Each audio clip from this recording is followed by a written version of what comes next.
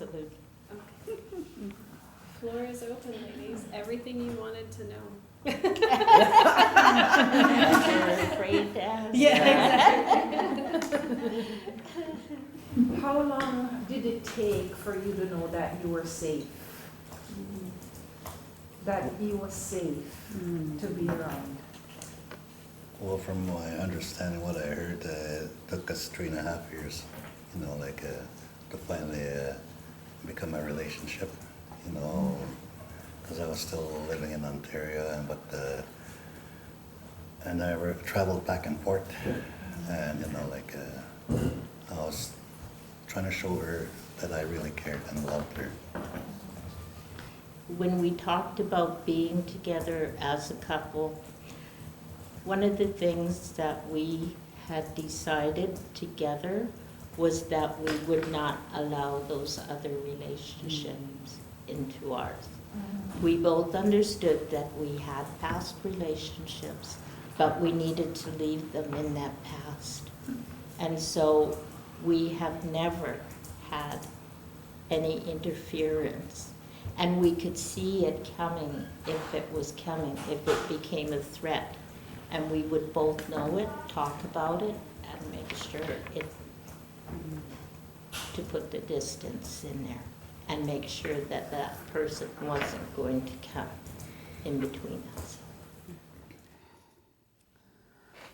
Well, it was perfect working for me for that because it was on Tuesday evenings. And it's like 5 to 8 in the evening. Like that seems like a long time to go to a meeting. But there's a lot of stuff you cover in that meeting. Like when we first started, we kind of like all introduced ourselves. And like I said, I couldn't even say, all I said was my name and I cried. But at the same time, I felt really relieved because at the time I got there, there was already a few women introducing themselves. And some had already done it, so they had an easier time saying, well, this is why I'm here. And like I couldn't even say that at that time, the first time I went through it. But I started opening it up after a few weeks. Like it was on Tuesday evenings, and they provide you with supper and bus fare, and if you have children, childcare. Or what it was. But it wasn't until I turned around and did my work and decided this is what I want for me in my life, then it changed. I wasn't willing to settle for just anybody. And that's why it took the 3 years for us to develop that.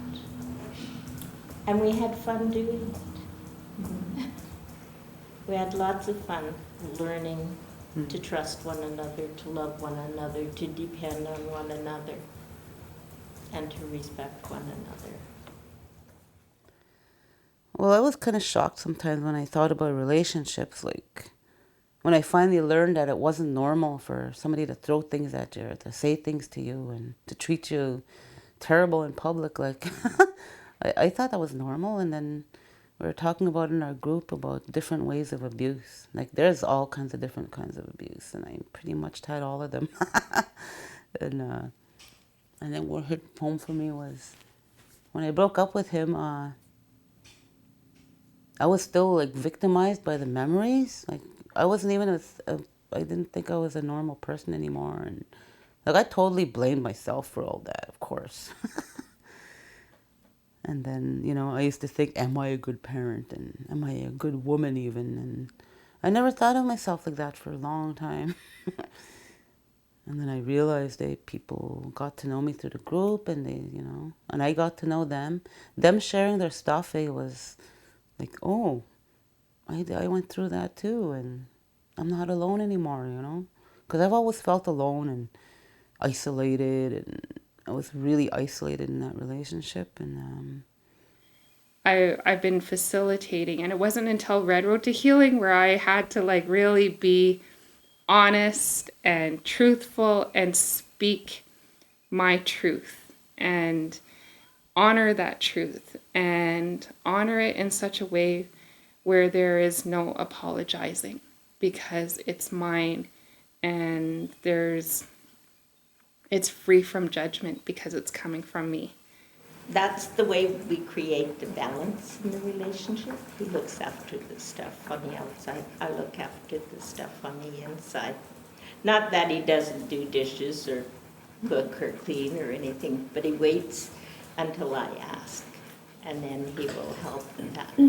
Or he'll offer to do it. He'll say, you had a hard day, you know what, I'll take care of this. But it's always getting permission to do that. That shows that respect. And that's the way his grandmother taught him. Okay, since connecting and meeting with these women who've participated in Red Road to Healing, I have seen women transform. I know for myself, I have transformed in a way where I'm very aware of my own behavior and the way that I communicate with the world. And I take responsibility for my words. And there's even a teaching in there, like where our words, the very words that we say can heal. The very words that we say can destroy. They can hurt. And that's where that teaching is like we need to be more careful and more mindful of the way that of what we talk, you know, and what we think. And I really appreciate like that smudge when you clear your thoughts. And then you smudge your mouth and you smudge your ears. You know, it's so beautiful.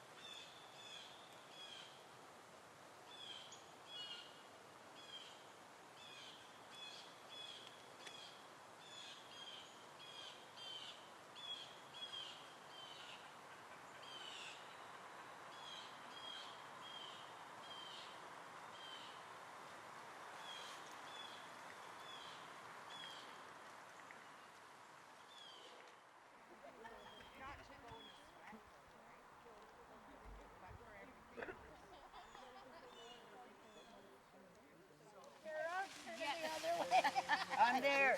Hey, did you guys see my little map? Oh my goodness. The colors? No, bonjour!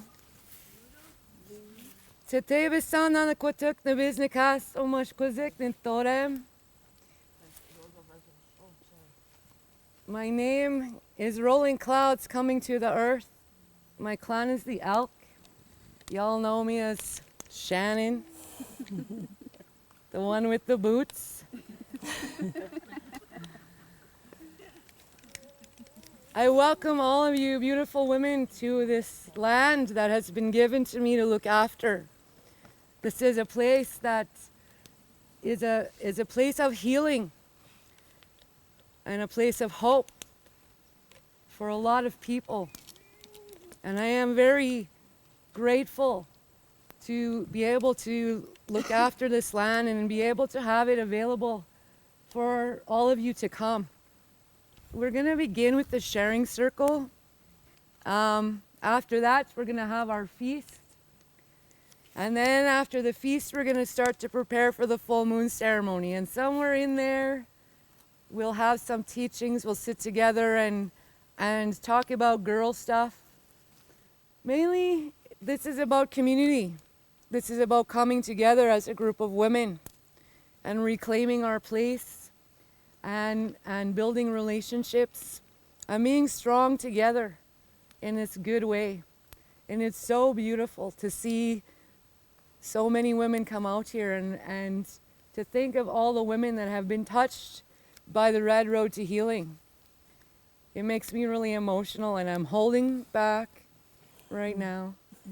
But I'm so grateful to have been able to give that gift to you and to see how it's traveled and how it's being shared in so many different ways for so many different women, for so many different families.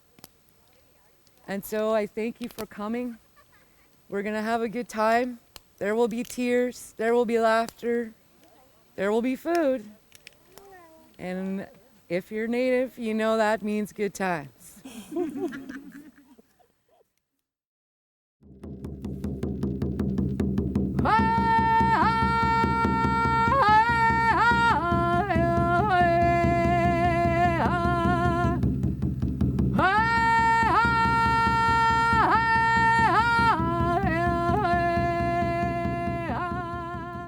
I love women, and I love being around women. I love working with women, and I love giving back to what I've taken.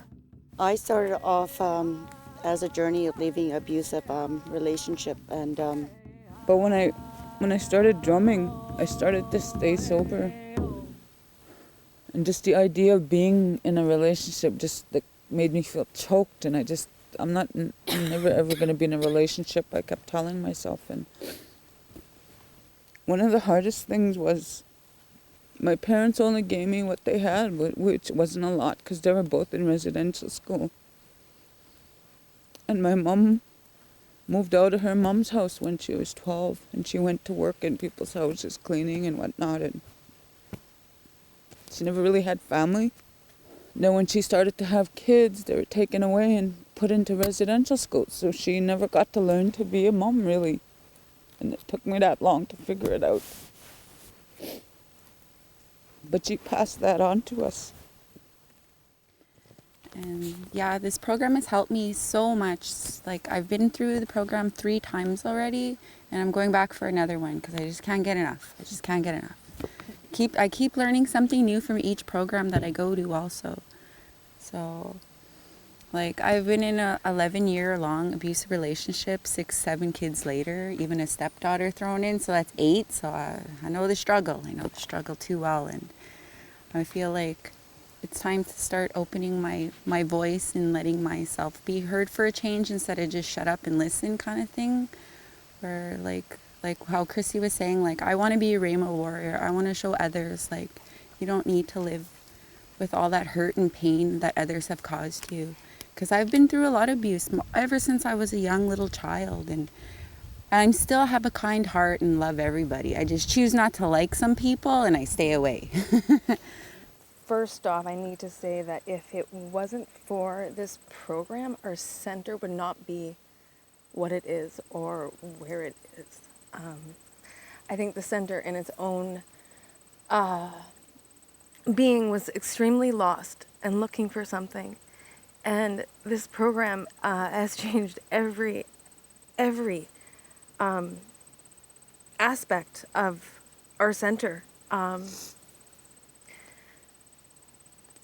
it's exactly, it was the next step for us. It was that missing step that we needed, and that the community needed. And one of the things that really touched me was when I was going through the training, and I can't remember what session it was that you go through, but it's the one about the impacts on the children.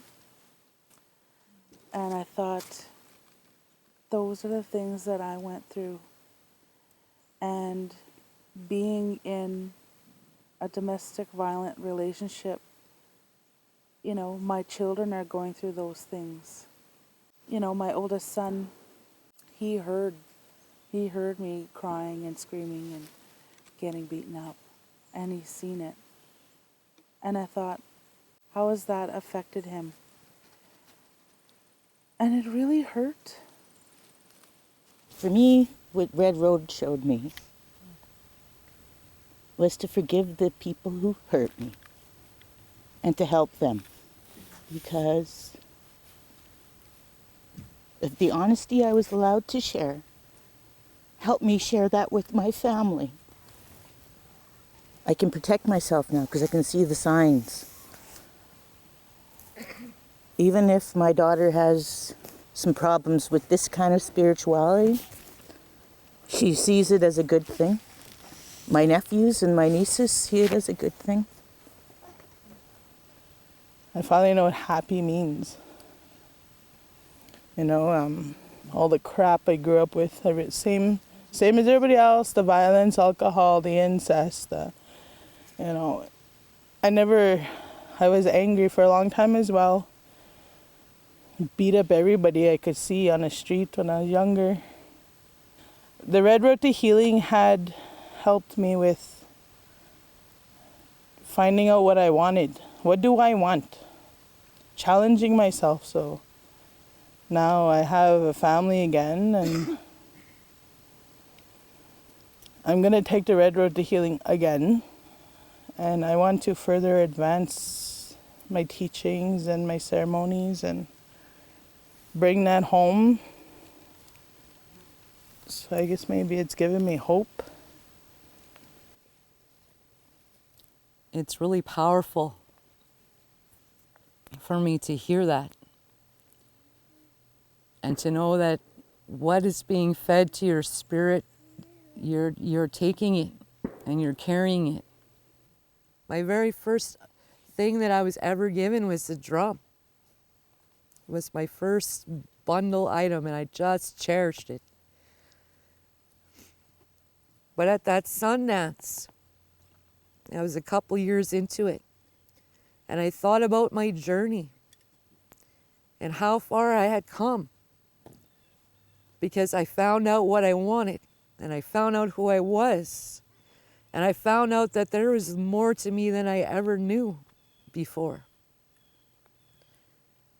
And I wanted to give that to my sisters.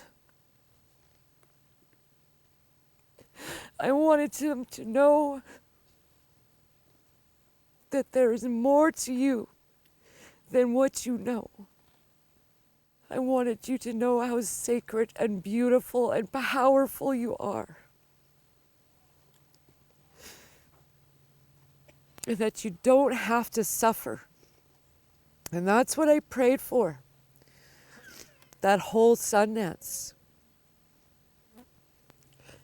How can I give this life to my sisters who need to know?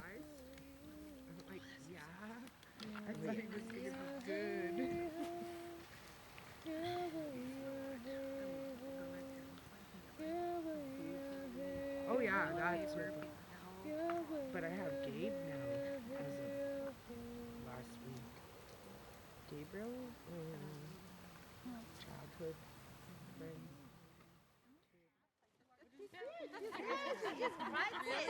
Get away from the Okay, what you can't bite it. Am I supposed to bite it here? Shasta, don't. Shasta, use it from her own. Oh, but it's better anyway. You've been biting it all kinds of ways. Gotta be from the side that's not cut. Rip it all the way off. I got it. Yeah, they said it doesn't have to be either way. Oh, are they meter? There you go. I was sitting in a circle like this, and I was bringing women into the circle, and I'd be putting them in their place in the circle. But on the outside were all the men. The men were on the outside taking care of us and taking their role too. So as we find our way back and we reclaim our bodies, and that's what this ceremony is really about, reclaiming our gifts as women, our men are able to reclaim their place too as protectors.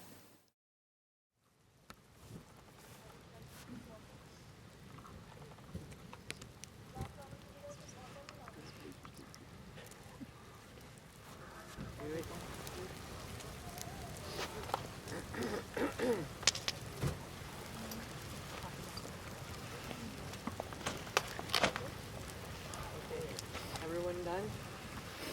So now, and I appreciate you women that sounded your voices, and one voice is powerful. But when all our voices are joined together, it rocks this place. So we are going to do our Buffalo Poem all together. So we're going to get together in this circle, and we are going to hold hands. Okay, so all together, right from our bellies, we give it all the way to that grandmother. Ready? 1, 2, 3.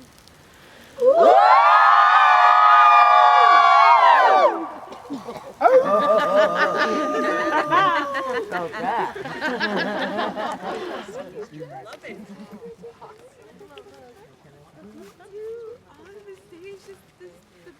No, don't. Can't stop smiling. I'm getting cramps in my cheeks.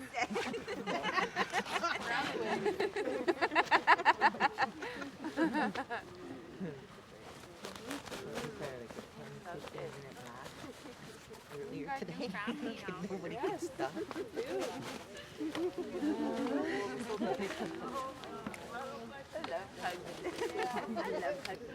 Oh, we're all hugging. Come here, Oh, for life,